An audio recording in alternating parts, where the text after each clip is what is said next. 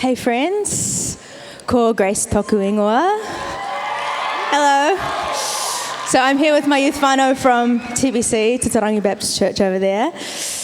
I've been in and around church stuff my whole life, and so while that's a real and genuine blessing that I don't at all take for granted, one of the things that can be tricky about that is making sure that I am awake and alert and paying attention each year when seasons like Easter roll around.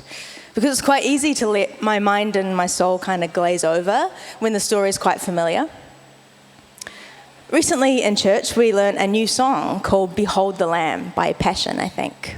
It's a great song, and one of the lyrics that grabbed me was the story of redemption written on his hands. I loved that imagery, and I started thinking about Jesus' hands and everything that they did.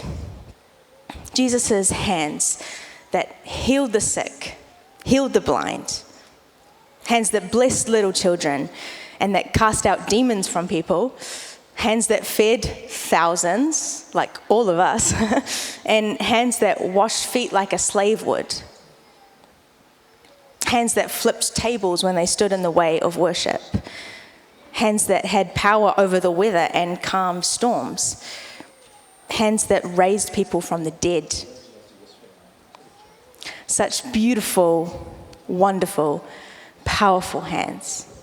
The hands of God in the flesh. Hands of love. Hands of life. And then I started thinking about our human hands and the hands in the story of Easter too. Hands that mocked and pointed and jeered. Hands that exchanged money to buy Jesus out. Hands that grabbed and beat and whipped and abused Jesus.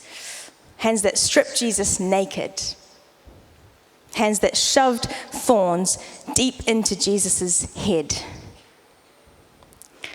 Hands that hammered nails, thick iron things, into Jesus' feet. And into those hands, human hands, hands of pride and hate and death, pummeled nails into those hands. Beautiful, wonderful, powerful, God on earth, all loving, abundantly life-giving hands. Those hands bled because of human hands.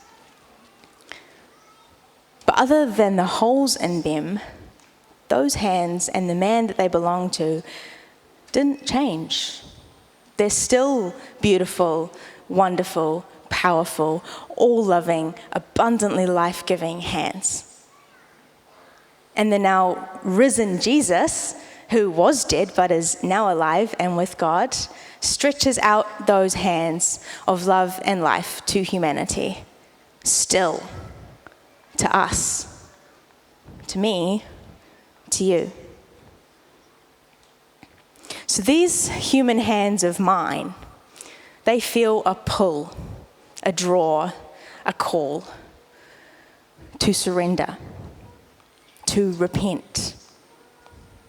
These hands receive the kind of welcome from God that could never be earned or deserved, and so I'm compelled and convicted to let go of anything else that could possibly matter or that could possibly try to give my life any meaning. To loose my grip of the things that these human hands have done and to release the shame that holds them. And these human hands are compelled to praise, to worship, to adore, to step into the free and abundant grace and welcome of God, and to want to live differently because of that.